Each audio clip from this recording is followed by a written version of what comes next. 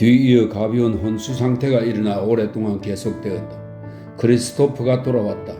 라스티냐크는 고리오 영감이 잠든 것을 알고 소년이 큰 소리로 심부름의 결과를 보고하도록 내버려 두었다. 나는 먼저 백작 부인 댁에 갔는데 부인이 자기 남편과 중요한 일을 의논 중이어서 부인에게는 아무 얘기도 할 수 없었어요. 내가 만나야겠다고 고집하자 덜레스토 씨가 직접 나오더니 나에게 이렇게 얘기하는 거였어요. 고리오 씨가 죽어간다고. 그거 참 잘된 일이구나. 나는 중요한 일을 결말짓기 위해 덜레스토 부인이 필요하다. 모든 일이 끝나면 부인은 갈 것이다. 그 양반은 화가 난 것처럼 보였어요. 내가 나오려고 하는데 부인이 내 눈에 띄지 않던 문을 통해 응접실로 들어오더니 나에게 말했어요.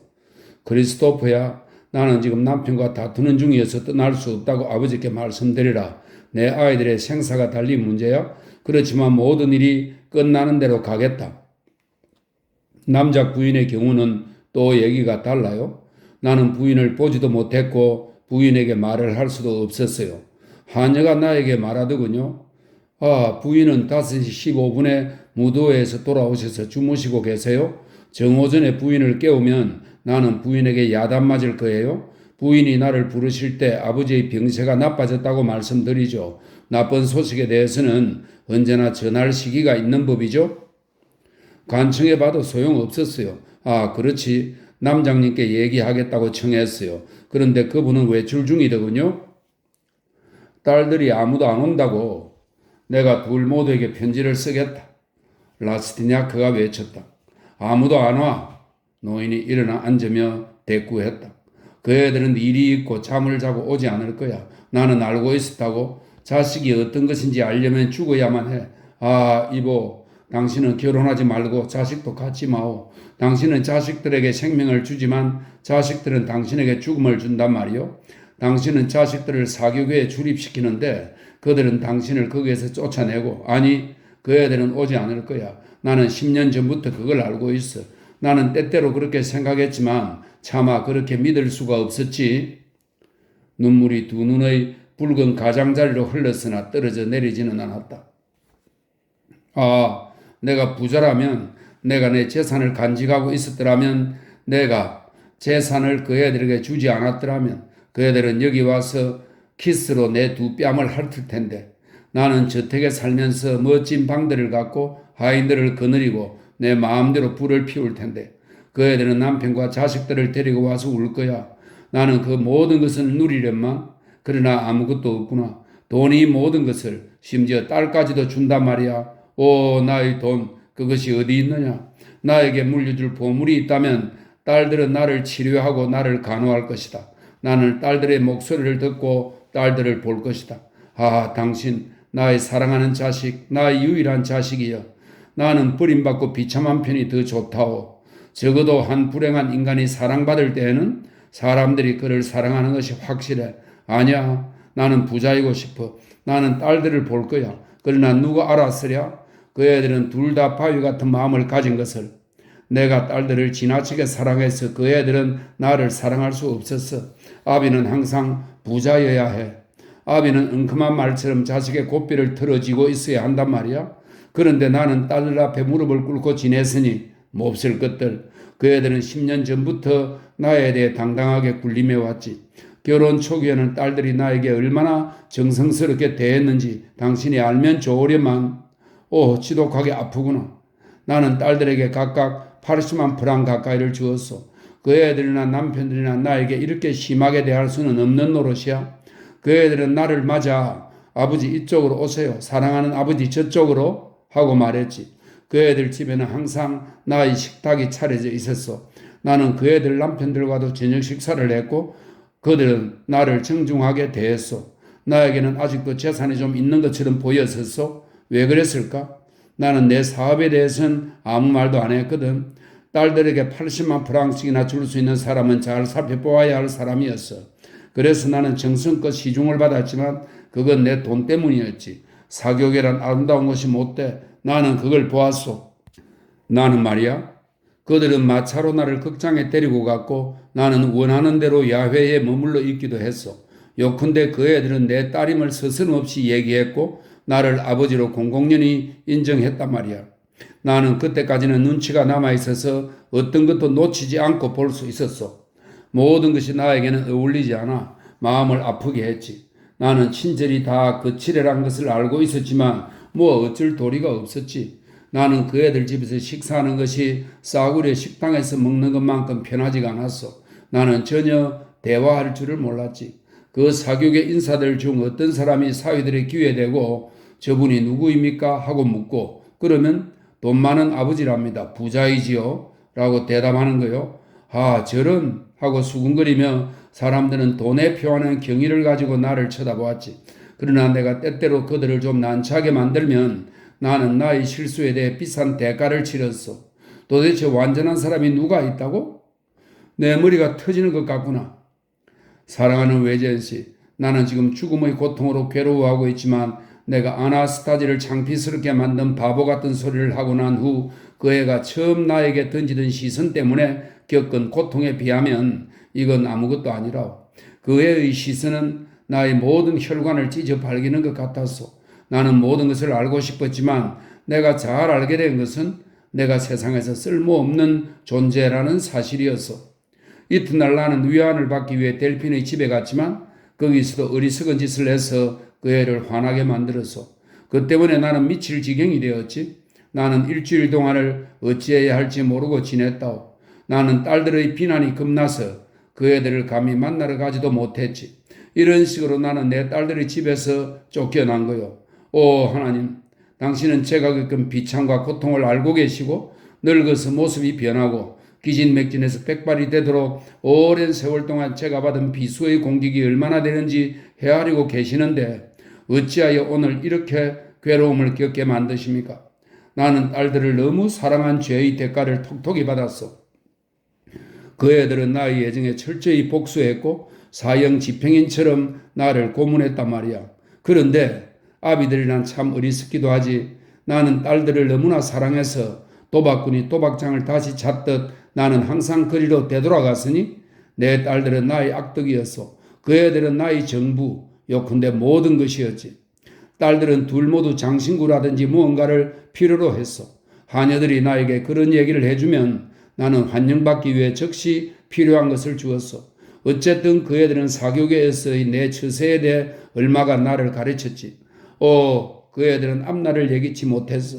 그 애들은 나를 부끄럽게 여기기 시작했지. 이것이 바로 자식을 잘 키운 결과라고. 내 나이에 학교에 다니면 배울 수도 없는 노릇 아니겠소? 끔찍이도 아프구나 제기랄. 의사여 내 머리를 열어 젖혀주면 좀 덜 아프련만. 딸들아 아나스타지아 델피나 걔들이 보고 싶다. 걔들을 데리러 헌병을 보내줘. 강제로라도. 정의는 내 편이야. 모든 것이 내 편이야. 자연의 이치도 민법도 내 편이란 말이야. 나는 항변한다. 아버지들이 짓밟히면 조국도 파멸이다. 그건 명백해. 사회도 세상도 부승에 기초하는 것이니 자식이 아비를 사랑하지 않으면 모든 것이 무너진다. 그 애들을 보았으면 무슨 말을 하든 그 애들의 목소리를 들었으면 그 애들 목소리를 듣기만 해도 내 고통이 가라앉을 텐데 특히 델핀이 보고 싶구나. 그런데 딸들이 여기에 오거든 평소에 그러듯이 냉랭하게 나를 쳐다보지 말라고 얘기해 주오. 나의 좋은 친구 외젠씨, 당신은 황금처럼 빛나던 눈길이 갑자기 회색의 낯빛으로 바뀌는 것을 보는 것이 어떤 것인지 모를 거요. 딸들의 눈이 더 이상 나에게 찬란하게 빛나지 않게 된 날 이후부터 나는 여기에서 항상 겨울처럼 지내왔소. 나에게는 견디어야 할 슬픔밖에는 남아있지 않았고 그 슬픔을 견디어 왔소. 나는 모욕당하고 경멸받기 위해 살아온 것이지. 나는 그 애들을 너무나 사랑해서 그 애들이 창피스러운 작은 즐거움을 나에게 주는 대가로 나에게 퍼붓는 온갖 모욕을 삼켜왔단 말이오. 아비가 자기 딸들을 보기 위해 몸을 숨겨야 하다니 나는 딸들에게 내 생애를 바쳤는데 걔들은 오늘 나에게 한 시간도 주지 않는단 말인가? 나는 목마르고 배고프고 가슴이 불타는데 그 애들은 내 임종의 고통을 식혀주러 오지 않는구나. 나는 죽어가오. 나는 그것이 느껴져. 그런데 그것들은 제 아비의 시체를 밟고 걷는 것이 무엇인지도 도대체 모른단 말인가? 하늘에는 하나님이 계셔. 하나님은 우리가 바라지 않아도 우리 아비들의 복수를 하실 거야. 그 애들이 올 거야. 오너라 사랑하는 얘들아, 와서 나에게 키스해다오. 마지막 키스를, 너희 아비의 성냥이 될 키스를. 아비는 너희들을 위해 하나님께 기도할 것이고 너희가 착한 딸이었다고 하나님께 말씀드릴 것이며 너희들을 위해 변호할 것이다. 결국 너희들은 죄가 없다. 이보게 그 애들은 죄가 없어. 이 사실을 모든 사람에게 설명해 주어. 내 문제로 그 애들이 곤란에 처하지 않도록 말이요. 모든 것이 내 잘못이요. 나를 짓밟도록 내가 딸들의 버릇을 길렀단 말이요. 그리고 나는 그걸 좋아했지. 나는 말이야. 그건 아무와도 상관없이 인간의 정의와도 신의 정의와도 상관없단 말이요. 나 때문에 딸들을 벌하신다면 하나님도 옳지 않아. 나는 처신할 줄 몰랐고 나의 권리를 포기하는 어리석음을 저질렀어. 딸들을 위해서라면 나는 타락도 불사했을 거요. 할 수 없지 않소. 더없이 아름다운 천성도 최상의 영혼도 이런 너그러운 부승의 타락에는 굴복할 수밖에 없을 거요. 나는 하찮은 인간이요. 내가 벌을 받는 것은 당연하오. 내 딸들의 방종의 원인은 오로지 나에게 있어. 내가 그 애들의 버릇을 망쳐놓았거든. 그 애들은 예전에 봉봉과제를 원했듯이 지금은 쾌락을 원하는 것이요. 나는 그 애들이 어렸을 때 언제나 욕망을 만족시켜 주었거든. 15살에 그 애들은 벌써 마차를 가졌어. 그 애들 뜻에 거스르는 것은 아무것도 없었지. 죄는 오로지 나에게 있는 것이요. 그러나 사랑 때문에 지은 죄지. 그 애들의 목소리가 내 가슴을 확 트이게 해 주었지. 그 목소리가 들리는구나. 그 애들이 오는구나. 그래. 그 애들이 올 거야. 법은 아비의 죽음을 보러 가도록 명하고 있어. 법은 내 편이야. 더구나 마차를 한번 타면 되는 거리인데 내가 마차값을 내겠어. 나는 걔들에게 물려줄 수백만 금을 갖고 있다고 편지로 알리시오. 명예를 걸고 약속하지. 나는 이탈리아 국수를 만들러 오데사에 가겠소. 나는 방법을 알고 있어. 내 계획으로 수백만 프랑을 벌 수 있단 말이오. 아무도 그 생각을 못했지. 그것은 밀이나 밀가루처럼 수송 중에 변질되지 않거든. 전분이라고? 그걸로 수백만 프랑이 굴러온단 말이야. 당신은 거짓말을 안 하지. 그 애들에게 수백만 프랑 얘기를 하시오. 그 애들이 탐욕 때문에 온다 할지라도 나는 속는 편이 차라리 낫겠소. 나는 딸들을 볼 테니까 나는 내 딸들을 원한다. 나는 그 애들을 만들었어. 그 애들은 내 것이야.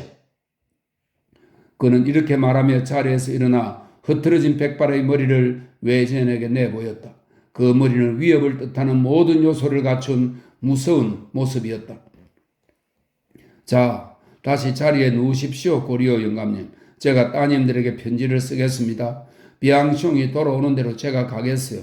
만약 따님들이 안 오면, 외제인이 그에게 말했다. 만약 그 애들이 안 오면, 노인이 흐느끼며 되풀이 말했다.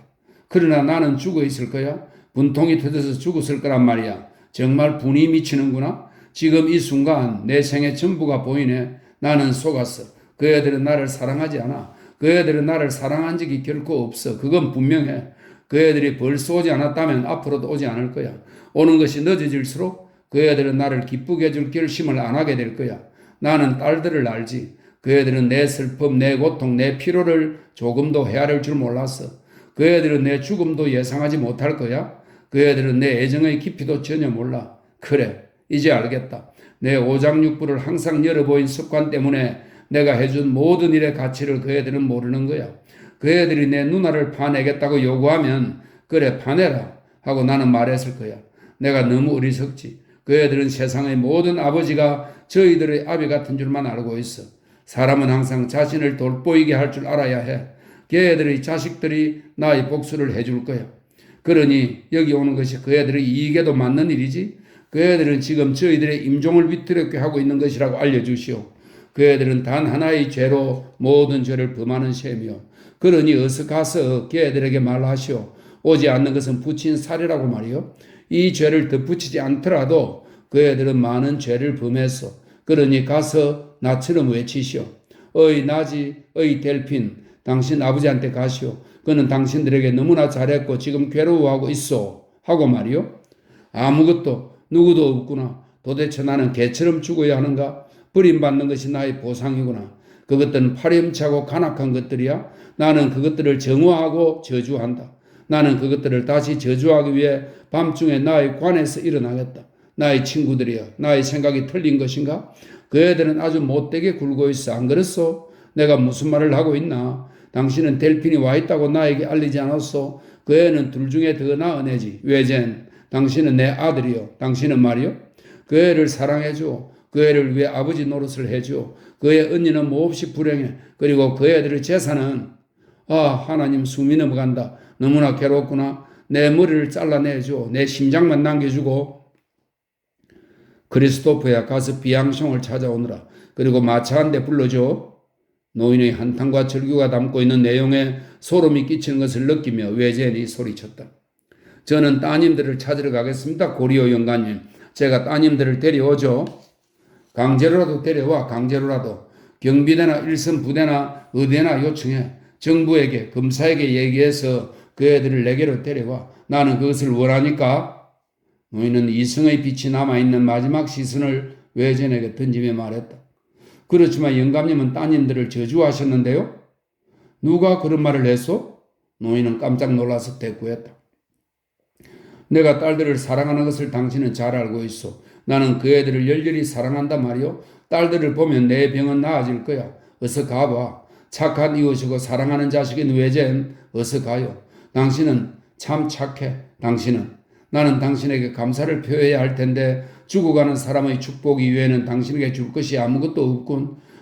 적어도 델핀이라도 만나서 나 대신 당신에게 은혜를 갚으라고 말하고 싶은데 아나스타지가 올 수 없다면 동생만이라도 데려오구려. 그 애가 안 오겠다면 당신이 그 애를 사랑하지 않겠다고 말하시오. 그 애는 당신을 몹시 사랑하니까 이리 올 거야. 마실 것을 줘. 내장이 타는 것 같아. 내 머리 위에 뭘 좀 올려놓아. 내 딸들의 손이 나를 구할 수 있으려면 나는 그렇게 느낀단 말이야. 내가 죽어버리면 누가 걔들의 재산을 회복시킨단 말인가. 나는 그 애들을 위해 오데사로 가겠다. 국수를 만들러 오데사로 가겠단 말이야. 이것을 마시세요.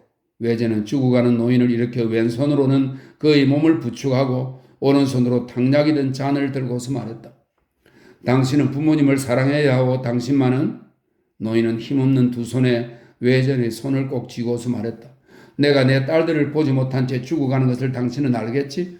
항상 목이 마른데 아무것도 못 마시는 상태. 이것이 10년 전부터의 나의 삶이요. 내 두 사위 녀석들이 내 딸들을 죽였어. 그렇지. 그 애들이 시집간 이후부터 나에게 더 이상 딸이라고는 없었지. 아버지들이여, 결혼에 대한 새 법을 만들라고 의회에 청원하시오. 요컨대 당신들이 딸을 사랑하거든 딸을 결혼시키지 마시오. 사위란 딸의 모든 것을 망치고 더럽히는 악당이란 말이오. 결혼을 없애라. 결혼은 우리에게서 딸을 빼앗아가는 것이야. 우리는 죽을 때도 딸을 볼 수 없게 돼. 아버지의 죽음에 관한 법을 만들어라. 이건 끔찍한 일이다. 이건 말이야. 복수하겠다. 딸들이 오는 것을 막는 것은 내 사위놈들이야. 그놈들을 죽여라. 레스토를 죽여라. 알자스 놈을 죽여라. 그놈들은 살인자들이다. 죽겠느냐 아니면 내 딸들을 내놓겠느냐. 끝장이구나. 나는 딸들을 못 보고 죽는구나. 그 애들을. 나지야, 피피나 어서 오너라. 너희들의 아비가 떠난다. 고려 영감님 진정하세요. 자, 좀 편안히 계십시오. 흥분하지 마시고 아무 생각도 하지 마세요. 그 애들을 못 보다니 이것이 바로 임종의 고통이구나. 곧 보시게 될 겁니다. 정말? 정신 나간 상태로 노인이 부르짖었다. 그 애들을 본다. 나는 그 애들을 보고 목소리를 듣게 되겠지. 나는 행복하게 죽게 되었구나. 그래, 나는 더 이상 살기를 바라지 않아. 사는 것에 미련이 없었어. 고통이 점점 커가기만 했는데 그러나 그 애들을 봐야지. 그 애들의 옷도 만져보고 그 애들의 옷만이라도 만져봤으면 그건 아주 작은 소망인데 그것만으로도 나는 딸들의 어떤 것을 느낄 수 있어. 그 애들 머리카락을 만지게 해주어. 머리카락. 그는 몽둥이로 얻어맞은 듯 베개 위로 머리를 떨어뜨렸다. 그의 두 손은 마치 딸들의 머리카락을 잡으려는 듯이 이불 위에서 떨며 요동쳤다. 그 애들에게 축복이 있기를 축복이. 그는 애를 쓰며 말했다. 그리고 그는 갑자기 정신을 잃었다. 이때 비앙숑이 들어왔다. 나는 크리스토프를 만나서 그 애는 마차를 부르러 갔고 비앙숑이 말했다. 이어서 그는 환자를 쳐다보더니 그의 눈꺼풀을 억지로 밀어 올렸다. 두 학생은 옹기나 광채가 없는 노인의 눈을 볼 수 있었다. 정신이 돌아올 것 같지 않군. 비앙숑은 이렇게 말하더니 노인의 맥을 짚어보고 몸을 만져본 후 심장 위에 손을 갖다 댔다. 심장은 여전히 작동하는군. 그러나 이 경우에는 불행한 일이야. 차라리 죽는 편이 나은데. 정말 그래? 라스티니아크가 말했다. 대체 자네 무슨 일인가? 죽은 사람처럼 얼굴이 창백하네? 이보게, 나는 절기와 한탄을 듣고 난 길일세. 하나님이 계시지. 오, 그래. 하나님이 계셔. 하나님은 우리에게 좀 더 나은 세계를 만들어 주셨을 거야? 그렇지 않다면 우리의 세상은 무의미하지. 상황이 이처럼 비극적이지 않았더라면 나는 눈물이라도 펑펑 쏟으리만 심장과 위장이 다 심하게 비틀리는 것 같네. 그런데 앞으로 많은 것이 필요하겠는데 어디서 돈을 구하지? 라스티나크는 그의 시계를 꺼냈다. 자, 이걸 속히 전당 잡히게. 나는 도중에 멈출 수가 없어. 1분이라도 허비할까봐 겁이 나네. 나는 크리스토프를 기다리겠어. 돌아올 때 마부에게 돈을 주어야 할 텐데 나에겐 한 푼도 안 남았어. 라스티냐크는 청계로 달려 내려가 뒤 엘데르가의 들레스토 부인 집을 향해 떠났다. 길을 가는 동안 그가 목격했던 끔찍한 광경에 충격을 받은 그의 상상력은 그의 분노를 가열시켰다. 그가 응접실에 도착하여 들레스토 부인을 찾으니 부인이 없다는 대답이었다. 그렇지만 나는 사경을 헤매는 부인의 아버지 때문에 왔는데 그가 하인에게 말했다. 선생님, 저희는 백장님의 엄격한 명령을 받아서 들레스토 씨가 계시면 그분의 장인이 어떤 상황에 처해 있는지 얘기하고 지금 당장 내가 할 말이 있다고 전하게. 외제는 오랫동안 기다렸다. 노인은 지금쯤 죽을지도 몰라. 그는 생각했다. 하인이 외제를 첫 번째 살롱으로 안내했는데 들레스토 씨는 불도 피우지 않은 벽난로 앞에서 그에게 앉으라고 말하지도 않고 선체로 학생을 맞았다. 백장님, 지금 장인께서 장작개비 살 돈 한 푼 없이 초라한 방 안에서 운명하고 계십니다. 임종이 경각에 달렸는데 따님을 보고 싶다고 하셔서 라스티나크가 그에게 말했다. 이보세요. 나에게 고리오 씨에 대한 애정이 없다는 것쯤은 알만하실 텐데요. 들레스토 백작은 그에게 쌀쌀맞게 대꾸했다. 그의 성격 때문에 들레스토 부인을 망쳐놓아서 그는 내 인생을 불행하게 했습니다. 나는 그를 내 안식의 적으로 생각하오. 그가 죽든 살든 나와는 전적으로 무관한 일이오. 그에 대한 나의 감정은 바로 이렇소. 세상 사람들이 나를 비난할지 모르지만 나는 여론을 무시합니다. 어리석은 자들이나 무관한 자들이 나를 어떻게 생각할까 하는 일에 신경 쓰기보다는 더 중요한 일들을 나는 지금 처결해야 합니다. 들레스토 부인은 외출할 상태에 있지 않습니다. 그런데다가 나는 아내가 집을 떠나는 것을 원하지 않아요. 나와 내 자식에 대한 의무를 수행하는 대로 그 사람이 자기 아버지를 보러 갈 것이라고 그에게 전하시오. 만약 그 사람이 자기 아버지를 사랑한다면 그 사람은 잠시 후면 자유롭게 될 수 있어. 백장님, 나는 당신의 처사를 판단할 입장은 못 됩니다. 당신이 부인의 주인이니까요. 그렇지만 당신의 공정함을 신뢰해도 좋겠습니까? 그럼 그녀의 부친이 하루를 넘기기 어렵다는 사실과 그는 머리맡에서 딸을 보지 못하자 이미 딸을 저주했다는 사실을 그녀에게 전하겠다는 것만은 나에게 약속하십시오. 당신이 직접 얘기하시오. 외전의 어조에 드러난 분노의 감정에 놀란 들레스토 씨가 대답했다. 라스티나크는 백작의 안내를 받아 백작 부인이 평소에 거치하는 살롱으로 들어갔다. 그는 눈물에 젖어 죽음을 원하는 여자처럼 안락의자에 파묻혀 있는 그녀의 모습을 보았다. 그런 모습에 그는 동정심을 느꼈다. 라스티나크를 쳐다보기 전에 그녀는 겁에 질린 시선을 남편에게 던졌는데 그 시선은 정신적 육체적 압박에 짓눌려 기력이 완전히 소진된 탈진 상태를 보여주는 것이었다. 백작은 고개를 저었고 그녀는 말할 용기를 찾은 것 같았다.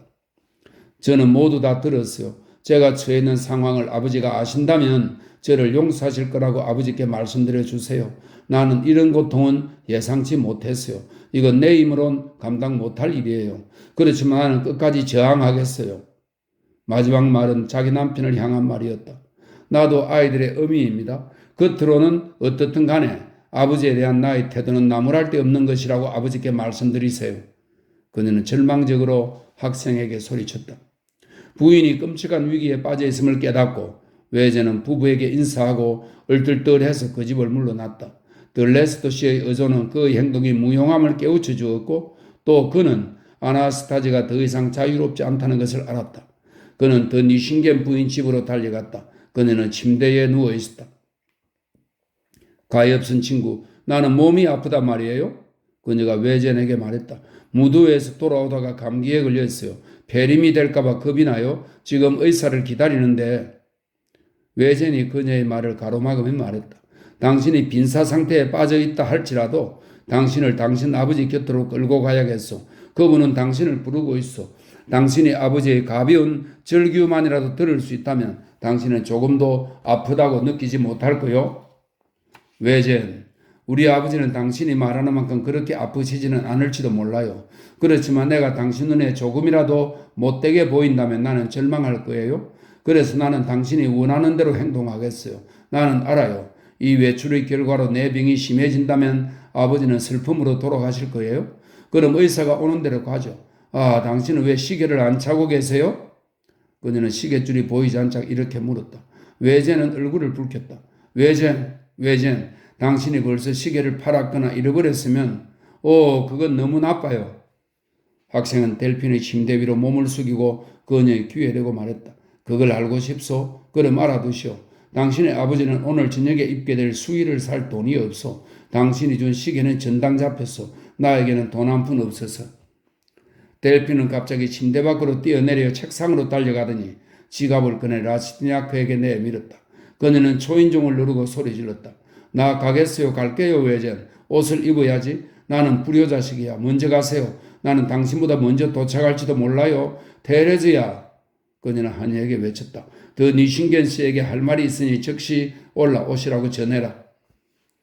외제는 죽어가는 노인에게 딸 중에 하나가 온다는 것을 알릴 수 있게 된 것이 다행스러워서 그의 기쁜 마음으로 네브생트 주노비에베가에 도착했다. 그는 마부에게 즉시 돈을 줄 수 있도록 먼저 지갑을 뒤졌다. 그처럼 부유하고 우아한 젊은 여인의 지갑에는 70프랑이 들어있었다. 계단의 꼭대기에 이르자 그는 비앙숑이 부축하고 있는 고리오 영감을 보았는데 주임 의사가 지켜보고 있는 가운데 병원의 외과 의사가 노인을 치료하고 있었다. 그의 등에 뜸을 뜨는 치료였는데 그것은 무용한 치료일지도 모를 의학적인 최후의 수단이었다. 뜸 뜨는 것이 느껴지십니까? 주임 의사가 물었다. 학생의 모습을 얼핏 본 고리오 영감이 대답했다. 그 애들이 오지 그렇지? 위기를 벗어날 수가 있겠어요? 환자가 말을 합니다. 외과 의사가 말했다. 예, 델핀이 제 뒤를 따라와요. 외젠이 대답했다. 이런 노인은 자기 딸 얘기를 해대더니 다음에는 쇠꼬챙이에 꿰인 사람처럼 울부짖고 그 다음에는 물을 비앙숑이 말했다. 그만하게 이제 할 일이 없어. 그를 구하지 못할 걸세. 주임 의사가 외과 의사에게 말했다. 비앙숑과 외과 의사는 죽어가는 노인을 악취나는 초라한 침대 위에 다시 반듯하게 눕혔다. 그래도 속옷은 갈아입혀야 할 거야. 주임 의사가 말했다. 아무런 가망이 없다고 하더라도 환자의 인간성은 존중해야 하니까. 나 다시 오겠네 비앙숑? 그는 학생에게 말했다.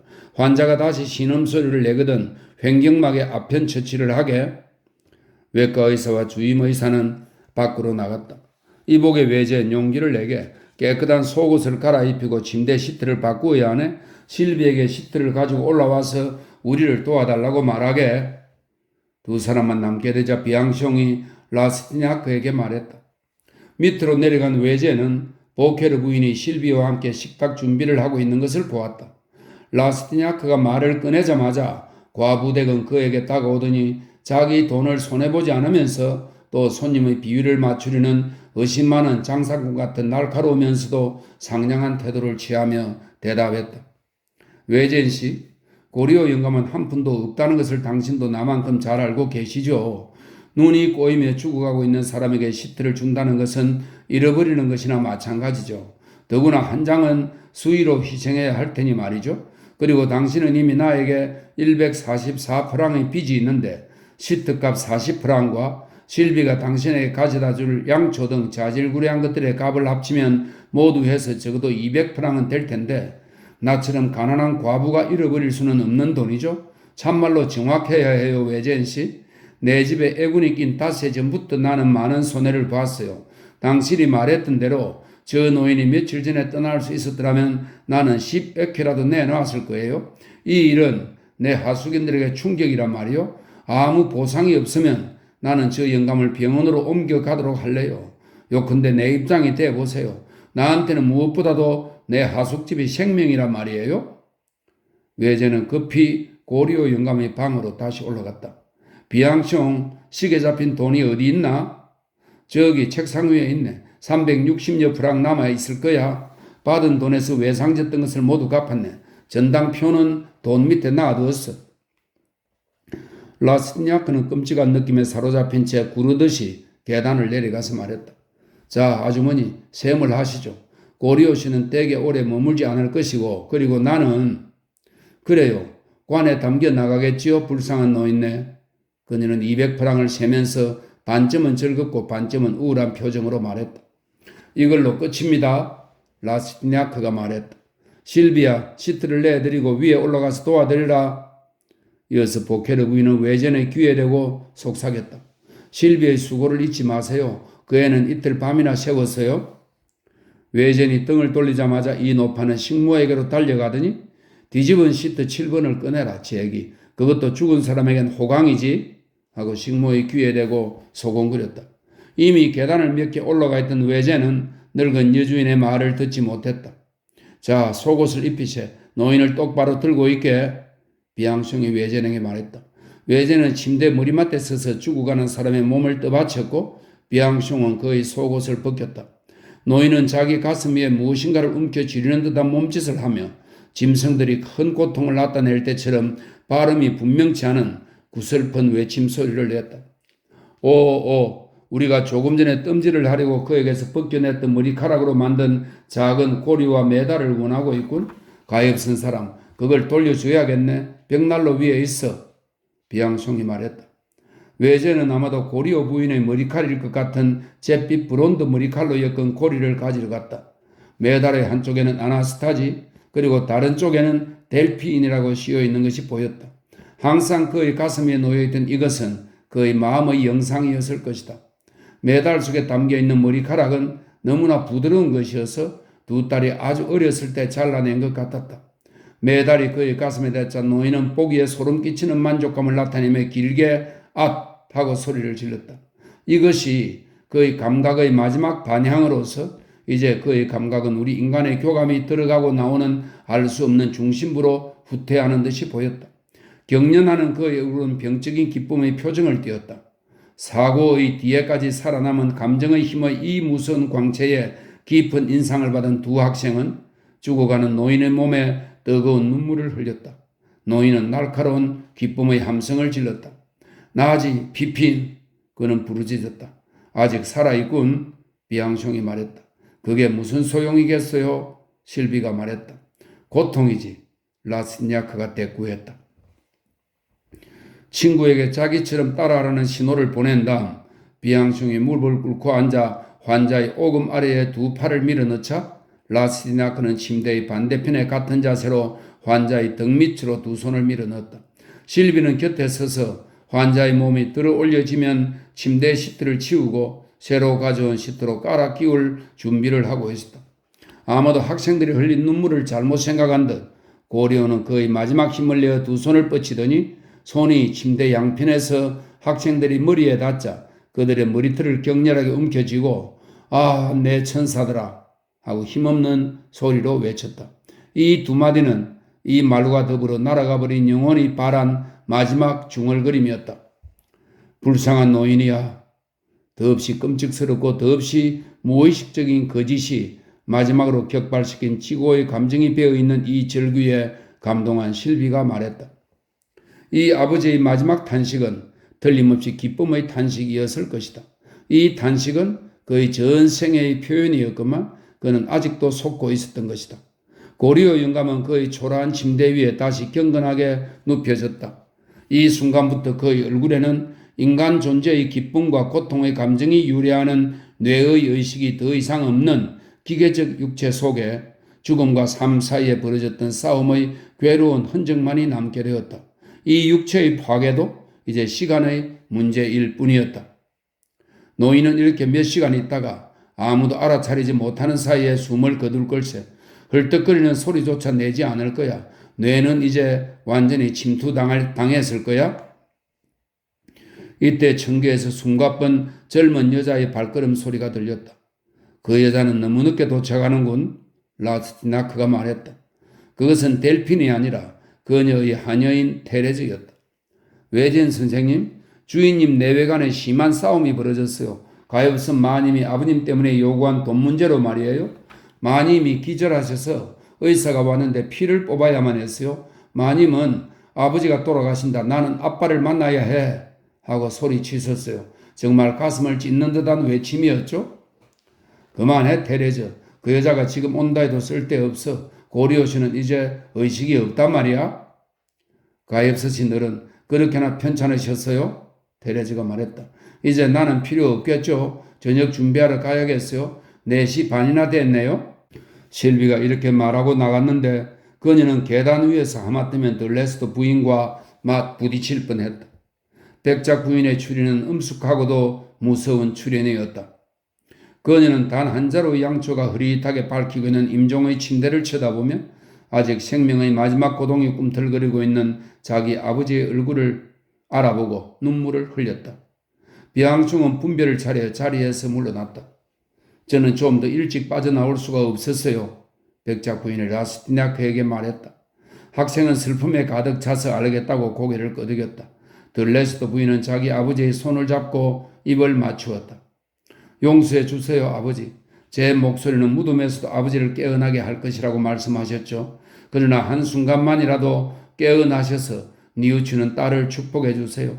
제 말 좀 들으세요. 이건 너무해요. 아버지의 축복은 앞으로 제가 이 세상에서 받을 수 있는 유일한 축복이에요. 모든 사람이 저를 미워해요. 저를 사랑하는 사람은 아버지뿐이에요. 제 자식들조차 저를 미워할 거예요. 저를 함께 데려가 주세요. 아버지를 사랑하고 보살펴 드리겠어요. 아무 소리도 못 들으시는군요. 저는 미칠 것 같아요. 그녀는 노인의 무릎 위에 쓰러져서 정신 나간 표정으로 이 잔해를 바라보았다. 그녀는 외전을 쳐다보며 말했다. 나의 불행에는 무엇 하나 빠진 것이 없어요. 더 트라이오스는 막대한 부채를 이곳에 남긴 채 떠나버렸는데 그 사람이 나를 속인 것을 알게 됐어요. 남편은 나를 결코 용서하지 않을 것이고 나는 내 재산을 그의 처분에 맡겨버렸어요. 나는 모든 꿈을 잃어버렸어요. 나는 누구를 위해 나를 사랑한 유일한 마음을 배반했던가. 나는 아버지를 모른 채 했고 아버지를 쫓아냈고 아버지께 가진 못된 짓을 다 했어요. 천하의 몹쓸 년이죠. 아버지께서도 알고 계셨습니다. 라스티냐크가 말했다. 이 순간 고리오 영감은 두 눈을 벌렸으나 그것은 경련 때문에 나타난 결과일 뿐이었다. 혹시나 하는 희망을 드러낸 백작 부인의 태도는 죽어가는 사람의 눈 못지않게 처참해 보였다. 내 말을 들으실까? 백작 부인이 부르짖었다. 아니겠지 하고 중얼거리며 그녀는 침대 곁에 앉았다. 들레스터 부인이 자기 아버지 곁을 지키겠다는 생각을 표했기 때문에 외제는 음식을 좀 먹어두려고 아래로 내려갔다. 하숙인들이 이미 모여 있었다. 그래, 위에서는 죽음의 파노라마가 전개될 모양이지? 화가가 그에게 말했다. 샤를, 농담은 좀 덜 비통한 문제를 가지고 하는 게 좋겠네. 외젠이 그에게 대꾸했다. 우리는 도대체 여기서 웃을 수도 없단 말인가? 노인에겐 이제 의식도 없다고 비앙총이 말하던데 어쩌겠어? 화가가 다시 말했다. 정말로 영감은 살아온 것처럼 죽겠구먼. 박물관 직원의 대꾸였다. 아버지가 돌아가셨어. 백작 부인이 외쳤다. 이 무슨 외침 소리를 듣고서 실비오 라스티냐크와 비앙숑이 위층으로 올라갔다. 그들은 들레스터 부인이 기절해 있는 것을 발견했다. 그녀의 정신이 돌아오게 한 다음 그들은 그녀를 대기하고 있던 상마차로 옮겼다. 외제는 더 니신겐 부인 집으로 그녀를 데려가도록 지시하면서 테레즈에게 그녀를 맡겼다. 오, 정말로 숨을 거뒀군. 아래로 내려가면서 비앙숑이 말했다. 자, 여러분 식탁에 앉으세요. 수프가 식겠어요? 보케르 부인이 말했다. 두 학생은 나란히 자리 잡고 앉았다. 이제 어떻게 해야 하지? 외전이 비앙숑에게 말했다. 노인을 눈을 감겨 놓았고 적절하게 눕혀 놓았네. 우리가 사망 신고를 하고 시청의 의사가 사망 확인을 한 다음 수의를 입혀 매장하는 거지. 무슨 다른 일이 있겠나? 영감은 이제 이렇게 빵 냄새도 맡지 못하겠구나. 하숙의 나라가 노인의 찡그린 얼굴을 흉내내며 말했다. 제기랄 여러분, 고리오 영감 얘기는 이제 집어치우고 밥이나 좀 먹읍시다. 1시간 전부터 온통 그 얘기뿐이지 않소? 복습교사가 말했다. 파리라는 멋진 도시에서 누릴 수 있는 특권의 하나는 아무의 관심도 받지 않은 채 태어나고 살고 죽을 수 있다는 것이요. 그러니 문명의 이런 혜택을 누립시다. 오늘만 해도 죽은 사람이 60명은 될 텐데 이런 파리의 대살육에 모두 애도를 표하겠다는 거요? 고리오 영감이 끝장났다면 차라리 본인에겐 잘된 일이지. 영감을 사랑한다면 가서 지키시고 나머지 사람들은 조용히 식사하게 좀 놔두시오. 오, 그래요. 영감이 죽은 것이 본인에겐 다행이에요. 그 불쌍한 사람은 평생 동안 불행했던 것 같으니까요. 과부댁이 말했다. 이것이 외젠에게 부승의 상징으로 보였던 사람에 대한 유일한 추도사였다. 15명의 하숙인들은 평소처럼 잡담을 나누기 시작했다. 외젠과 비앙숑이 식사를 끝냈을 때 포크와 숟가락 부딪히는 소리, 대화의 웃음소리, 개걸스럽고 무관심한 하숙인들 얼굴의 갖가지 표정, 그들의 태평함, 그 모든 것이 두 학생의 마음을 염호감으로 얼어붙게 만들었다. 그들은 시신 곁에서 격려하며 기도할 사제를 찾으러 밖으로 나갔다. 그들이 쓸 수 있는 얼마 안 되는 돈으로 노인에게 표할 마지막 의식을 꾸려가야 했다. 밤 9시경에 시신은 이 텅 빈 방 안의 두 개의 촛불 사이에 놓인 가죽 끈 받침대 위에 안치되었고 사제 한 사람이 와서 시신 곁에 자리 잡았다. 잠자리에 들기 전에 라스티냐크는 의식의 비용과 운구의 비용에 대해 승직자에게 물어본 다음 더 뉘신겐 남작과 더 레스토 백자에게 편지를 써서 매장 비용 일체를 조달할 수 있도록 그들의 집사들을 보내주도록 요청했다. 그는 크리스토프를 그들에게 보낸 후 자리에 쓰러져 피로에 짓눌려 골아 떨어졌다. 다음 날 아침 비앙숑과 라스티냐크가 직접 사망 신고를 하러 가야만 했는데 사망 확인은 정오경에 이루어졌다. 2시간이 지나도 두 사위 중 아무도 돈을 보내오지 않았고 그들 대신에 나타난 사람도 없어서 라스티냐크는 벌써 사제에게 비용을 지불할 수밖에 없었다. 실비가 노인에게 수의를 꿰매 입히는 값으로 10프랑을 요구했기 때문에 외젠과 비앙숑은 만약 고인의 친척들이 전혀 나서지 않는다면 자기들로서는 비용을 충당하기 어려우리라는 계산에 도달했다. 그래서 의과대학생은 자기 병원에서 아주 싼 값으로 빈민용 관을 사가지고 와서 직접 입관시키는 일을 맡았다. 비앙숑이 외젠에게 말했다. 그 못된 녀석들에게 한바탕 해주게. 페르라시에즈 공동묘지에 5년 계약으로 묘지 한 자리를 사고 교회와 장의사에는 상급 장례식을 주문하게. 만약 사위와 딸들이 자네의 돈을 갚지 않으려 하거든 여기 두 학생의 돈으로 매장된 더 레스토 백작 부인과 더 니신겐 남작 부인에 붙인 고리오 씨가 잠들어 있노라라고 묘비에 새겨넣게. 외제는 더 니신겐 부처의 집과 더 레스토 부처의 집에 보람없이 다녀온 후에야 자기 친구의 충고를 따랐다. 그는 두 집의 문간을 넘어설 수 없었다. 문지기들이 각각 은명을 받고 있었기 때문이다. 주인님과 마님께서는 면회 사절이십니다. 그분들의 아버님께서 돌아가셔서 깊은 슬픔에 잠겨 계십니다. 문지기들은 이렇게 말했다. 고집을 부려서는 안 된다는 것을 알 만큼 외제는 파리 사교계에 대한 경험을 갖고 있었다. 델핀에게까지 다가갈 방법이 없다는 것을 깨달았을 때 그의 가슴은 야릇하게 죄어왔다. 폐물을 팔아서 당신 아버님을 마지막 끝으로 정중히 모실 수 있도록 하시오. 그는 문지기의 방에서 델핀에게 이렇게 썼다. 그는 이 글을 봉해서 남작의 문지기에게 주면서 테레즈를 통해 부인에게 전하도록 부탁했다. 그러나 문지기는 그것을 더 뉘신겐 남작에게 전했고 그는 그것을 난로불에 던져버렸다. 모든 조치를 취한 다음 외제는 3시경에 하숙집으로 돌아왔는데 인기척 없는 길의 중간 문가에 겨우 검은 천에 덮여 2개의 의자 위에 놓인 관을 보았을 때 눈물이 나오는 것을 억제할 수 없었다. 성수가 가득 든 은도금한 구리 접시에는 아직 아무도 손대지 않은 초라한 성수채가 담겨 있었다. 문에는 검은 장막조차 쳐있지 않았다. 그것은 치장도 없고 문상객도 없으며 친구도 친척도 없는 가난한 사람의 죽음이었다. 자기 병원에 가지 않을 수 없었던 비앙숑은 교회와 교습반 일을 알리기 위하여 라스티냐크에게 전언을 적어두고 있었다. 미사는 비용이 많이 들기 때문에 값이 싼 만도 의식으로 만족할 수밖에 없다는 것과 몇 자 적은 쪽지를 들려 크리스토프를 장의사에 보냈다는 것을 인턴은 그에게 통지하고 있었다. 외젠이 비앙숑의 갈겨 쓴 쪽지를 다 읽었을 때 그는 두 딸의 머리칼이 들어있는 금태두로 메달이 보케르 부인의 손에 있는 것을 보았다. 어떻게 감히 그것을 벗겨냈어요? 그가 보케르 부인에게 말했다. 어때요? 그걸 같이 묻을 필요가 있어요? 금제품인데? 실비가 대답했다. 물론 같이 묻어야지. 두 딸을 표시할 수 있는 그 유일한 물건만이라도 노인은 함께 가져가야 하오. 외제는 붕괴해서 대꾸했다.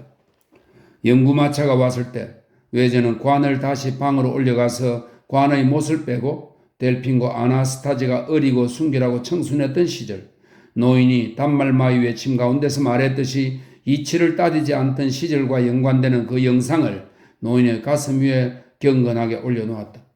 라스티나크와 크리스토프만이 두 명의 장의사 인부와 함께 네브생트 주누비에브가에서 과히 멀지 않은 교회인 생데티엔 디몽으로 불쌍한 노인을 싣고 가는 마차를 따라갔다. 그곳에 도착하자 시신은 낮고 어두운 작은 예배소에 안치되었는데 학생은 그 주위에서 고리오 영감의 두 딸과 그녀들의 남편을 찾아보았지만 헛사였다. 때때로 후한 팁을 얻게 해주었던 노인에게 마지막 의무를 다해야 한다고 생각한 크리스토프와 라스티냐크 단 두 사람만 있었다.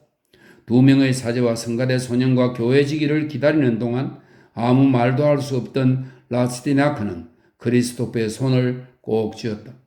정말이에요, 외젠씨. 그분은 친절하고 점잖은 어른이셨죠. 다른 사람보다 큰 소리를 낸 적도 없고 누구를 해치거나 나쁜 짓을 한 일이 한 번도 없었어요. 크리스토프가 말했다. 두 명의 사제와 성가대 소년과 교회지기가 와서 무보수로 기도해 줄 만큼 종교가 부유하지 않은 시대에 70프랑으로 할 수 있는 모든 일을 해주었다. 성직자들은 시편의 구하소서와 깊은 구렁 속에서를 노래했다. 의식은 20분간 진행되었다. 사제와 성가대 소년용으로 장의마차가 한 대뿐이었는데 그들은 외제인과 크리스토프가 함께 타는데 동의했다. 따라가는 사람이 아무도 없으니 지체하지 않고 빨리 갈 수 있겠소. 벌써 5시 반이요. 사제가 말했다. 그렇지만 시신이 연구마차에 옮겨진 순간 들레스도 백작과 더 니신겐 남작의 가문을 장식한 두 대의 빈 마차가 나타나 베르라셰제 묘지까지 장례 행렬을 따라갔다. 6시에 고리오 영감의 시체는 무덤 구덩이에 내려졌고 그 주위에 두 딸의 하인들이 서 있다가 학생의 돈으로 노인에게 베풀어지는 짤막한 기도가 끝나자마자 사제와 함께 자취를 감추었다. 두 명의 무덤파는 인부가 관을 덮으려고 몇 삽의 흙을 퍼서 관 위에 던진 다음에 그들은 다시 몸을 일으켰고 그들 중 하나가 라스니아크에게 말을 걸면서 팁을 요구했다. 외제는 주머니를 뒤져보아서는 한 푼도 없어서 크리스토프에게 20수를 빌릴 수밖에 없었다.